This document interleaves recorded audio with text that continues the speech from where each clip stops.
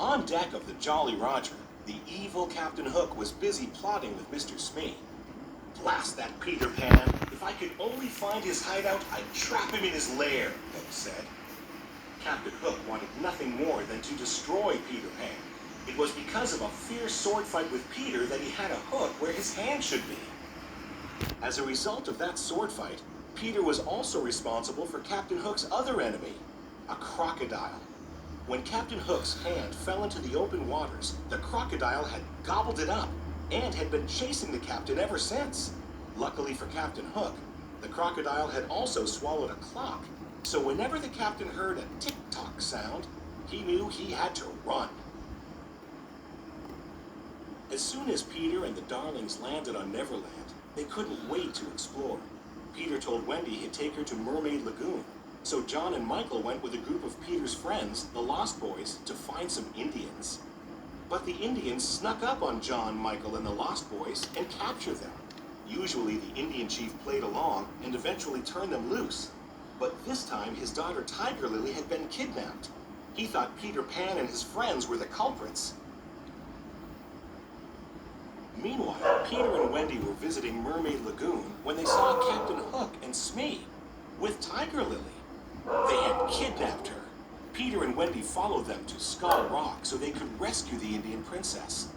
"Tell me the hiding place of Peter Pan," Hook said. "You'd better talk, my dear, for soon the tide will be in." But Tiger Lily was good friends with Peter Pan and refused to tell Hook where to find him.